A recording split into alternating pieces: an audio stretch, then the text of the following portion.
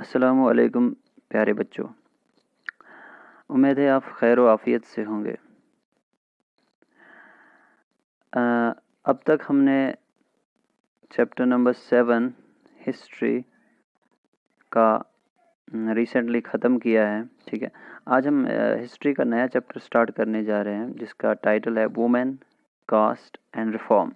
Women आपको पता है औरतें, कास्ट यानी जात पात, एंड रिफॉर्म यानी कोई चीज़, किसी प्रैक्टिस, किसी सिस्टम, किसी इंस्टीट्यूशन में चेंजेस लाना, उसको बदलना। ठीक है, एग्जिस्टिंग सिस्टम को चेंज करना, रिफॉर्म करना, बदलना, उसमें चेंजेस लाना, उसको बोलते हैं रिफॉर्म। ठीक है तो इसको हम स्टार्ट करते हैं आज। थोड़ा सा इंट्रोडक्शन। अच्छा, क्या आपने कभी ऐसा सोचा कि बच्चे जो है 200 साल पहले कैसे जी रहे होंगे? जैसे आजकल हम देखते हैं जो गर्ल्स हैं, जो मिडिल क्लास की गर्ल्स हैं, ठीक है, मिडिल क्लास फैमिली से जो आती हैं वो अब स्कूल जाती है, ठीक है, पढ़ने के लिए बॉयज़ के साथ। ठीक है, अच्छा, जब वो बड़ी हो जाती हैं तो कॉलेज एंड यूनिवर्सिटीज़ भी ज्वाइन करती हैं, उनमें से कुछ। उसके बाद जब कॉलेज ख़त्म हो जाता है, यूनिवर्सिटीज़ में एजुकेशन ख़त्म हो जाती है, उसके बाद वो क्या करते हैं, जॉब्स ले जाते हैं, जॉब्स के लिए अप्लाई करते हैं, जॉब्स में पार्टिसिपेशन करते हैं। ठीक है, उसके बाद वहाँ पे अच्छी अच्छी कंपनीज़ में अच्छे अच्छे गवर्नमेंट पोस्ट्स पे वो जॉब्स भी ले लेते हैं। ठीक है, और आजकल ये भी हम देखते हैं गर्ल्स जो है उनको अडल्ट होना पड़ता है, बालिग होना पड़ता है अगर उनको शादी वगैरह करनी हो।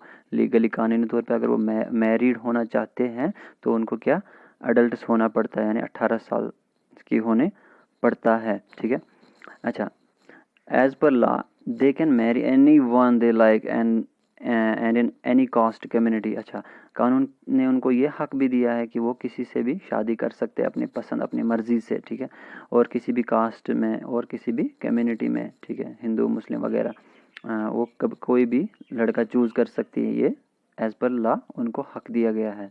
अच्छा, जो विडोज़ हैं वो भी रिमैरी कर सकती है, यानी अगर उनका शौहर मर गया हो किसी वजह से तो वो दोबारा शादी कर सकती है, ये इनको कानून ने हक दिया हुआ है। ये आज की बात है। All womens like man can vote and stand for election. जो भी औरतें हैं वो क्या कर सकती हैं, जैसे मैन है उनकी तरह वोट कर सकते हैं और वो इलेक्शन भी लड़ सकते हैं। ये कानून ने, लॉ ने उनको हक दिया है, राइट दिया है। They can vote, they can contest elections. ठीक है, ये आज की बात हम कर रहे हैं, प्रेजेंट सिनेरियो की बात कर रहे हैं। लेकिन अगर हम यही चीज़ 200 साल पहले सोचे तो ऐसा कुछ नहीं था। But of course these rights are not actually enjoyed by all.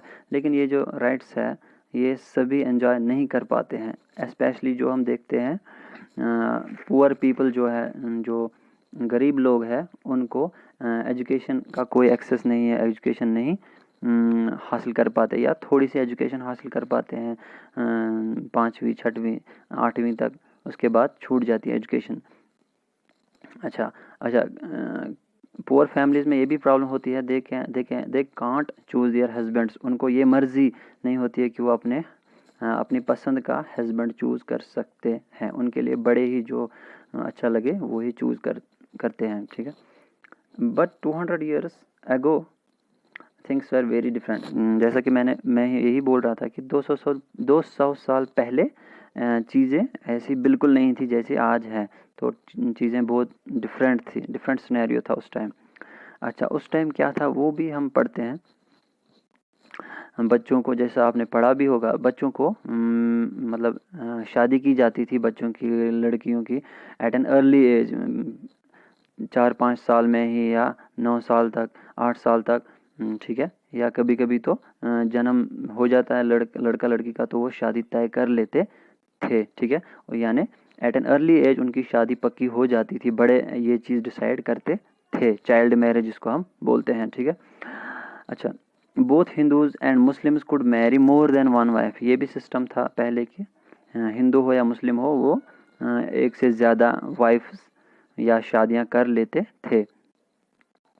अच्छा, कुछ हिस्सों में ये भी होता था कि जो विडोज़ होती थी, जो बेवा होती थी औरतें, उनको प्रेज़ किया जाता था, उनकी तारीफ़ें की जाती थी अगर वो क्या करते, डेथ चूज़ करते, यानी मौत चूज़ करते। अगर उनका हस्बैंड मर जाता और उनकी चिता पे उनको भी जलना पड़ता था, तो उस औरत को जो हस्बैंड जब मर जाता था उसके जो चिता पे अगर वो भी अपने आप को आग लगा लेती थी हस्बैंड के साथ, तो उसको प्रेज़ किया जाता था, उसकी तारीफ़ें करते थे लोग, उसको